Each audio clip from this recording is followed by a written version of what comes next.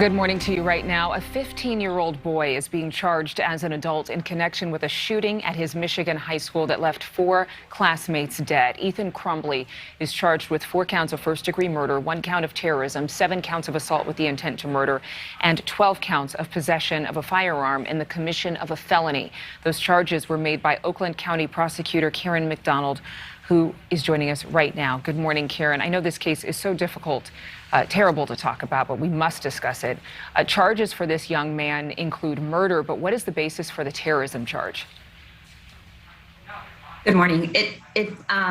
I'm told, has not been done before.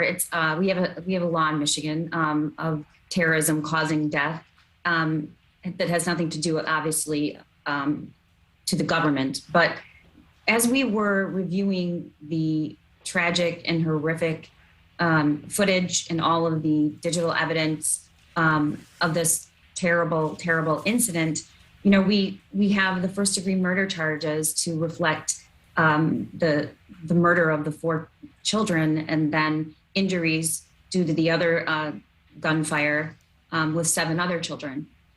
However, there is an entire community and student body that is also completely horrified and traumatized.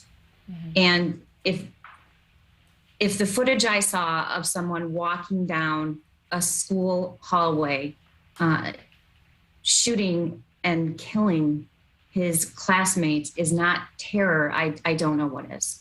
And that video is reportedly extremely graphic, showing just how calculated he was, killing people at basically super close range, shooting to kill, according to the county sheriff. Would you agree with that description? Out of respect for the family, I don't want to comment on that. I don't think at this point it's necessary for the public to know those sorts of details, and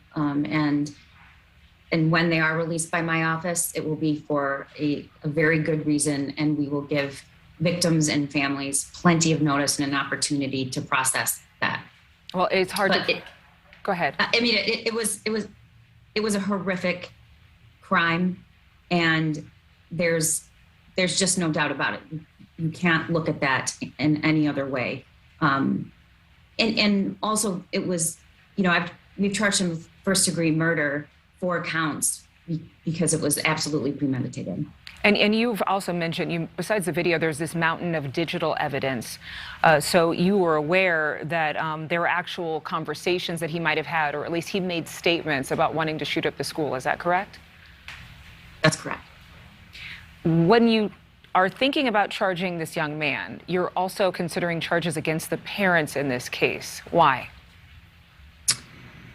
Because with the right to gun ownership also brings responsibilities. And the details that surround the access to that gun by mom and dad will be released very soon. But yes, we're considering very serious charges.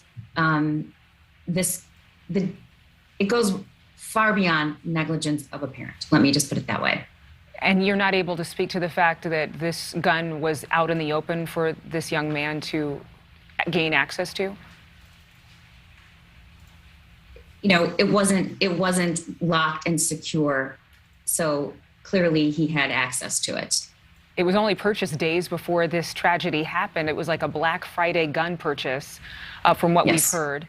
And are you able to give any details as to where the gun was, or if the parents knew that the gun was missing? I don't know what they knew at that moment. There's evidence, there's very strong evidence to suggest, though, that there was gross negligence with regard to giving the shooter access to the gun. Is it true that the shooter and his parents had met with school officials on the day of the shooting over the suspect's behavior in the class? It is. And how long before that actual tragedy took place, between the time that he met with officials and his parents and the time of this shooting? About 2.5 hours. Wow. Do we know any more about a motive, that maybe that this child was bullied in school or had any other type of threats to his own safety? I have not seen any evidence that suggests that, that there was that sort of statement or feeling or revenge. But to be candid, there are hundreds and hundreds of hours of digital evidence and other evidence. So we have not viewed it all. It's not possible. However, we wanted to swiftly make a charging decision because I think the community deserves that. Right. I mean, absolutely shocking for everyone there in that community. One more quick question for you. We talked to an attorney earlier this morning about any defense that would be had for this young man, including an insanity plea. Is that what you expect the defense to present in court? You know, it's really hard to predict what an individual will do in a court proceeding. But let me just say this. I made the decision, and not lightly, to charge that individual as an adult, even though he's only 15 and a half years old. I take that very seriously. I campaigned on treat kids like kids. However, the only option to make sure that he wouldn't be, or we could risk being released at age 21, was to charge him as an adult. He's facing life offenses. And having said all that, when I went and when they presented the evidence to me and I actually reviewed it, I expected to really have some sort of inner conflict about should we charge this individual as an adult. And I can tell you that unequivocally, it wasn't even a close call for me once I viewed the evidence. Yeah, you found peace with that charge. Absolutely. All right. Karen, I really appreciate your time. I know this is a hard case, and I know this is very difficult for so many of the people in that community, especially the families. Thank you so much for your time. Thank you. Thank you so much for watching. Make sure to click on the red subscribe button below so you can get more of NewsNation's fact-driven, unbiased coverage.